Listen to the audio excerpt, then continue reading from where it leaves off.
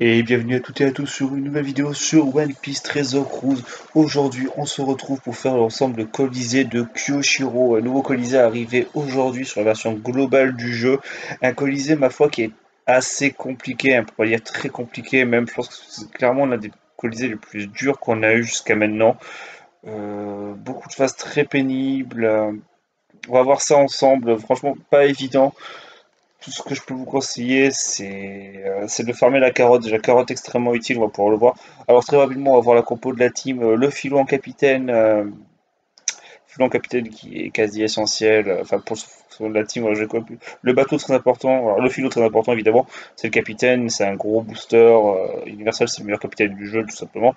Le bateau très important, c'est le Polar Tank. C'est le bateau que vous pouvez récupérer sur la forêt de l'eau qui vous permet de booster les sabreurs et les libres, et surtout qui vont permettre de récupérer 10 000 HP si votre barre de HP arrive à un certain niveau trop bas, ce qui va nous être intéressant également ici. Crackers, il va être là pour ajouter des dégâts avec son boost d'orbe et son il ajout au multiplicateur de combo. Il est, euh, il est pas facile pour cette composition, il est assez obligatoire. En fait, le seul de cette composition, bon, carotte obligatoire, Zoro Red obligatoire également. Il n'y a que le Shanks où vous va peut-être vous démerder avec d'autres personnages. Si par exemple vous avez vous-même une Kumurasaki, moi je vous conseille ça. À part dans une certaine situation, si vous voulez jouer comme moi, vous pouvez remplacer par Kumurasaki le Shanks V2 vous-même. Et sinon, il doit y avoir d'autres personnages. En fait, il faut que vous ayez un personnage qui booste l'attaque et qui change les orbes pour le dernier stage, pour le premier, deuxième phase du boss. Et du coup, comme Murasaki m'a dit, alors moi je pensais déjà que Murasaki, vous posez peut-être la question de pourquoi je la joue pas à elle plutôt. C'est pour la simple bonne raison que vous allez voir ma team Komurasaki. Enfin, voilà, cette team-là, en théorie, elle était censée passer le raid de Koshiro. En fait, elle passe le raid de Koshiro à un détail près que la Okiku, pour que ça passe au raid de Koshiro, vous ayez son deuxième potential ability qui est de recharger son coup spécial après l'avoir utilisé à fond. Si vous ne pouvez pas utiliser la double spé avec cet Okiku, vous ne pourrez pas passer le raid, enfin, le code Kuroshiro avec cette team en tout cas. Mais mis à part ça, enfin, c'était le seul problème. C'est pour ça que je ne peux pas jouer au double Kumurasaki parce que je peux pas. En fait, la team ne marche pas également, donc je préférais opter pour une team avec le philo, non pas celle-ci, avec une, j'ai fait plusieurs essais, pardon, avec une team avec le philo comme ceci, comme pour permettre de stall sur le tour 3, sur le stage 3, pardon. Donc on va pouvoir voir ça. Il va falloir que je stall à un bon moment, ça va être un peu long, je suis désolé d'avance, hein.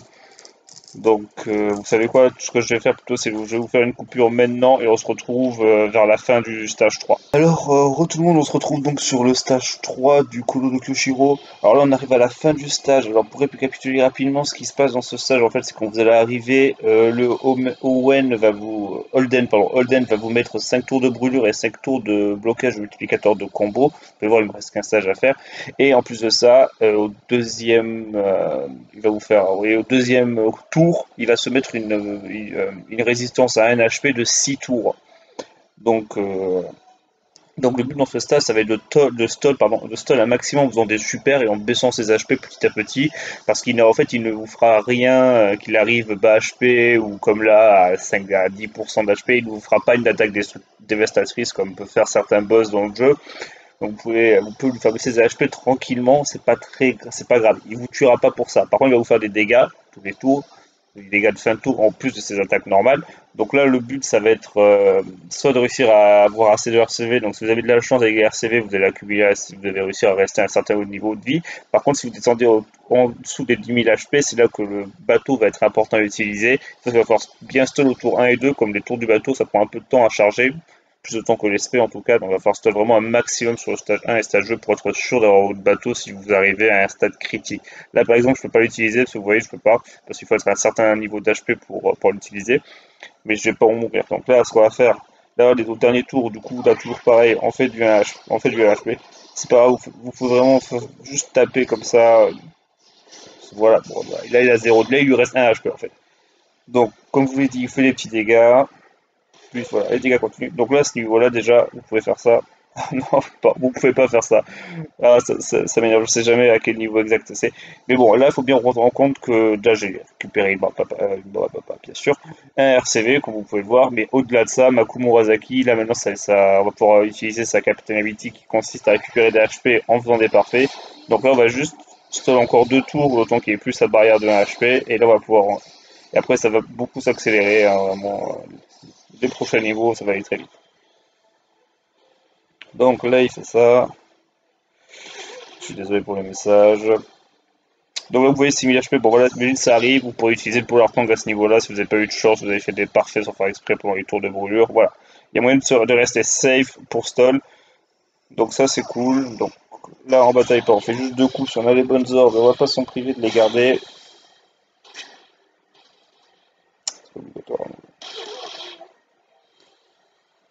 Bon, donc, hop, bon c'est pas grave, de toute façon on n'a pas besoin, on a juste besoin que les QCK aient leurs bonnes ordres, donc pas de soucis.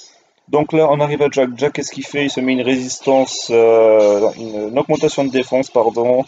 Il a donc unité au retard et à la défense, et il te met un malus qui te fait prendre le plus de dégâts. Mais on s'en branle en fait, parce que ce malus-là, il va là à ce moment-là du niveau, vous ne prenez plus aucun coup. Donc, qu'est-ce qu'on fait? SP2 carotte qui va enlever donc l'augmentation de défense de Jack, en plus de vous mettre un boost de 1,75 pour les personnages de type QCK et type Int. Donc là, important, switch le philo pour récupérer donc le philo QCK. Attention de faire bien l'aspect de carotte avant le switch, parce que sinon le philo va s'octroyer une attaque x2 et vous ne pourrez plus booster toute la team avec l'aspect de carotte derrière. Et donc là, deuxième coup, on fait le crackers. Hop là. Donc là, on est bien, normalement, ça tue très largement. Donc celle qui a le meilleur boost, c'est Komurasaki pour la simple et bonne raison qu'elle est boostée lors de cet event, hein, sinon ça aurait été le philo, mais c'est pas le cas. Donc on y va, c'est voir comment ça va très bien se passer. Hop, hop, et hop. Ouais, même pas besoin de taper avec tout le monde, tout va bien.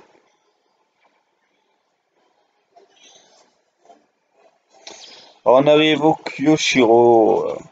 Kyoshiro qui a donc, bon voilà, là ça va être le problème, en fait, c'est que là vous allez avoir besoin d'un soutien obligatoire, sinon vous passerez pas le stage avec cette team, c'est le Corazon, que vous voyez là, qui est Corazon 6+, au soutien 5, hein, qui est pour moi vraiment des personnages à mettre en soutien max priorité, parce que pour il ne peut soutenir que les lots, tous les lots du jeu du coup, et il enlève du coup 2 tours de désespoir et de lien quand cet effet est appliqué sur votre équipe.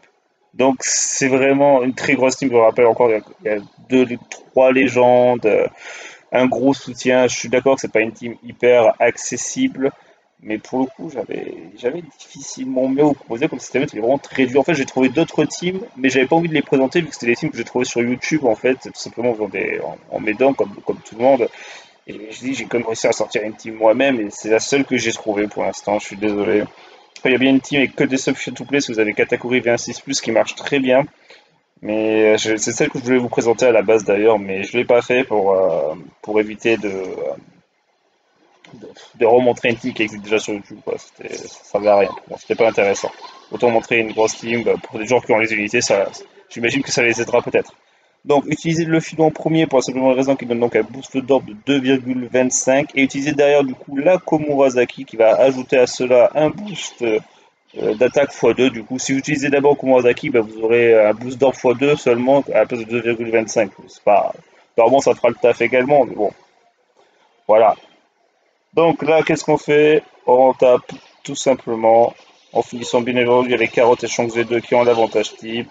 Donc hop, aucun souci à ce niveau-là. Donc la team passe très bien par contre, hein, vraiment, il n'y a aucun souci. Si vous avez toutes les unités et le bon et le corazon de soutien, qui est vraiment le seul soutien obligatoire, mais bon, c'est plus compliqué à avoir.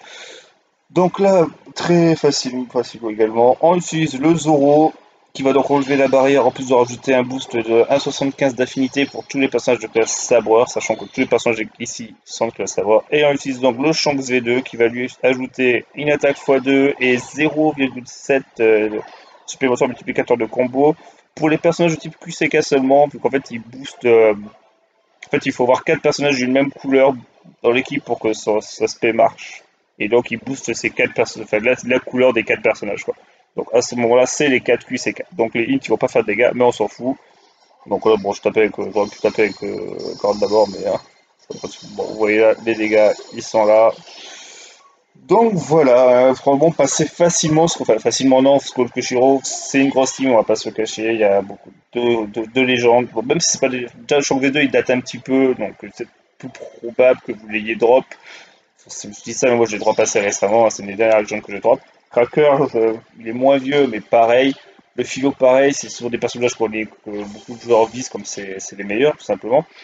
Mais ça reste des légendes, donc il est compliqué à voir, j'en ai bien conscience. Carotte et Zoro Red, c'est donc des personnages free-to-play que je vous conseille vivement de farmer. Surtout la Carotte qui est vraiment très très faible. Même le Zoro, ils sont tous les deux très très bons pour cet event. Si vous avez d'autres personnages free-to-play bons, il y a le Fujitora Akainu TM pour leur accent switch qui est très intéressant pour ce que je disais. Également le Owen et Smoothie qui est aussi une TM qui est également leur accent switch très efficace pour ce que je disais. Il y a aussi Smoothie Colo qui peut être bien. Et aussi l'évasion de Liline, hein. D'ailleurs, donc voilà, ça c'est des personnages que je vous conseille. C'est peut-être faire quelque chose avec, comme il marche bien pour faire ce Kyoshiro. Ils ont des bonnes synergies à celui-là. Bon, donc je suis désolé pas pour montrer des teams plus accessibles pour le coup. Enfin, si j'en ai une plus accessible en théorie, mais elle est déjà sur YouTube. Je vous conseille d'aller la chercher vous-même si vous avez Katakuri V16+. Cherchez Katakuri V16+, full sub free to play, vous trouverez une vidéo avec la vidéo que je vous ai parlé tout simplement, avec une team qui marche très bien, qui est safe, qui est un peu plus longue à mettre en place également, comme il faut beaucoup stall, plus qu'ici. Peut-être pas tant que ça finalement, à quelques tours près finalement, mais voilà, qui marche également très bien. Donc voilà, ce sera tout pour cette vidéo, j'espère qu'elle vous a plu, n'hésitez pas à donner vos retours en commentaire, à mettre un like, à vous abonner et à partager la vidéo. Et ce, jusqu'à la prochaine, je vous dis ciao.